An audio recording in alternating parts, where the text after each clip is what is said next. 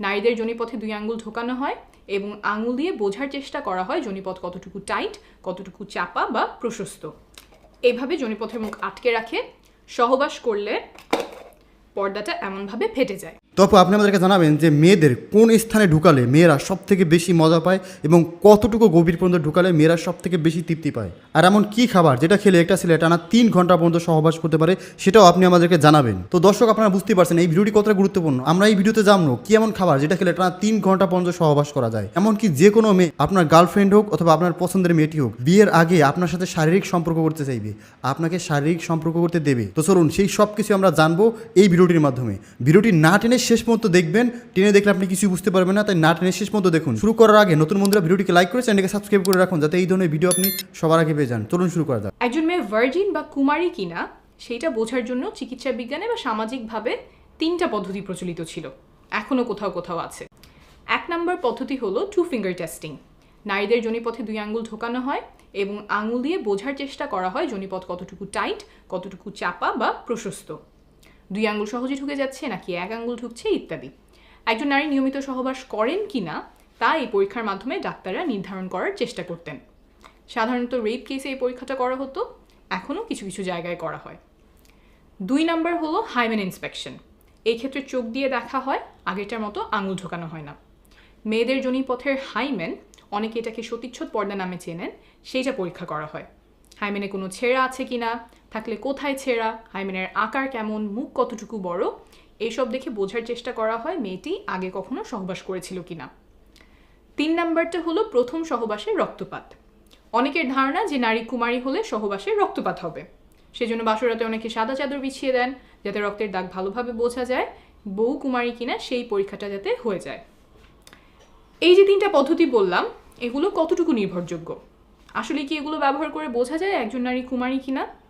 এই পরীক্ষাগুলো নিয়ে সর্বশেষ মেডিকেল সায়েন্স কী বলে তা এখন বুঝিয়ে বলবো। প্রথমেই আসি 3 নম্বর উপায়ে, প্রথম সহবাসে রক্তপাত। 100 জন নারীর উপরে করা একটা গবেষণায় দেখা গেছে যে 44 জনেরই প্রথম সহবাসে রক্তপাত হয়নি। সংখ্যাটা কিন্তু কম না, প্রায় অর্ধেকের কাছাকাছি নারীর প্রথম সহবাসে রক্তপাত হয়নি। এমনকি কোনো ব্যথাও হয়নি 32 জনের। এমন আরও গবেষণা আছে যাতে দেখা গেছে প্রথম সহবাসে সবার রক্তপাত হয় না। রক্তপাত হওয়া এবং না হওয়া দুইটাই স্বাভাবিক। কারো কারো ক্ষেত্রে যোনিপথ পিচ্ছিল না হওয়ার কারণে বা জোর করে পুরুষাঙ্গ ঢোকানোর কারণে যোনিপথের দেয়াল ছিঁড়ে যায়, ফলে রক্তপাত হয়। এরপর আসি 2 নম্বর উপায়, হাইমেন ইন্সপেকশন বা সতীচ্ছদ পর্দা দেখে বোঝা যায় কিনা নারী কুমারী। এটার ব্যাপারে হয়তো অনেকেই শুনেছেন, সহবাস করলে মেয়েদের যোনিপথের পর্দা ফেটে যায়, আর তাহলে তো ওটা দেখলেই বোঝা যাওয়ার কথা যে সে সহবাস করেছে কিনা। অনেকেই মনে করেন হাইমেন এমন, এইভাবে যোনিপথের মুখ আটকে রাখে। সহবাস করলে পর্দাটা এমনভাবে ফেটে যায়, তাহলে ভালো করে দেখলেই বোঝা যাওয়ার কথা যে নারী কুমারী কিনা। আমেরিকায় 36 জন গর্ভবতী টিনেজারদের ওপরে একটা গবেষণা করা হয়। তাদের হাইমেন এবং গোপনাঙ্গ দেখে ডাক্তার নির্ণয় করার চেষ্টা করেন যে তারা পূর্বে সহবাস করেছে কিনা। 36 জনের মধ্যে মাত্র 2 জনের ক্ষেত্রে ডাক্তার বুঝতে পেরেছিলেন যে তারা আগে সহবাস করেছে, অথচ 36 জনই গর্ভবতী, অর্থাৎ বাকিরা সহবাস করেছিলেন কিন্তু তাদের হাইমেন দেখে বোঝা যায়নি। অনেকেই মনে করতে পারেন হাইমেন দেখে বোঝা না যাওয়ার কারণ কি? যদি এমন ছেঁড়া হয় তাহলে তো দেখেই বোঝা যাওয়ার কথা, কিন্তু আসলে হাইমেন এমন শক্ত কোনো পর্দা না। হাইমেন বা সতীচ্ছদ পর্দা কিছুটা এমন ইলাস্টিক, সংকোচন প্রসারণ বা বড় ছোট হতে পারে, আর এই হাইমেন থাকে যোনিপথের চারপাশ ঘিরে। আর যোনিপথের দেয়ালগুলো কিছুটা রাবার মতো ইলাস্টিক, ছোট বড় হতে পারে, এত বড় হতে পারে যে এই রাস্তা দিয়ে জন্মের সময় বাচ্চা বের হয়। তো এই যোনিপথ ঘিরে যে পর্দার মতো থাকে হাইমেন, সেইটাও বড় ছোট হয়। এই পর্দাটা অনেক রকম হতে পারে, এক একজনের এক এক দিকে খাঁজ থাকে, ভাঁজ থাকে, আর মেয়েদের জন্মের আগেই তার হাইমেনে ফুটো থাকে। বড় হলে সেই ফুটো দিয়ে মাসিকের সময় রক্ত বের হয়। এই ফুটোও অনেক ধরনের হতে পারে, বড় ছোট হতে পারে। ফুটোটা কত বড় হবে সেটা বয়স, ওজন, উচ্চতা সহ আরও অনেক কিছুর উপরেই নির্ভর করে। আবার সহবাস ছাড়াও অনেক কারণে হাইমেনে টান পড়তে পারে বা এক অংশ চিড়ে যেতে পারে, যেমন খেলাধুলা, আঘাত পাওয়া, তারপর মাসিকের সময় ট্যাম্পন ব্যবহার করা ইত্যাদি। এই সব কারণে হাইমেন দেখেই নিশ্চিতভাবে বলা সম্ভব না একজন নারী পূর্বে সহবাস করেছিলেন কিনা। এখানে বলে রাখা ভালো যে কারো কারো জন্মের সময় হাইমেনে ফুটো নাও থাকতে পারে। মেডিকেলের ভাষায় এটাকে আমরা বলি ইমপারফেক্ট হাইমেন, সেটা 1000-এ 1 বা তার চেয়েও কম হয়, তখন ছোট একটা সার্জারি করে হাইমেনে ফুটো করা হয়। এখন বলছি 1 নম্বর উপায় নিয়ে, টু ফিঙ্গার টেস্ট। এই পরীক্ষাটা কোনো বৈজ্ঞানিক ভিত্তি ছাড়াই চিকিৎসা বিজ্ঞানে ঠাঁই পায়। উপমহাদেশের অনেকগুলো মেডিকেল টেক্সট বই এই পরীক্ষার কথা লেখা আছে। সেই সব পড়ে ডাক্তাররাও অনেকদিন এই পরীক্ষা করতেন। এই মন গড়া অবৈজ্ঞানিক পরীক্ষা বন্ধ করতে বিভিন্ন দেশে এটাকে ব্যান করা হয়। ভারতে এটা ব্যান করা হয়েছে 2013 সালে, বাংলাদেশে 2018 সালে এবং পাকিস্তানে 2021 সালে।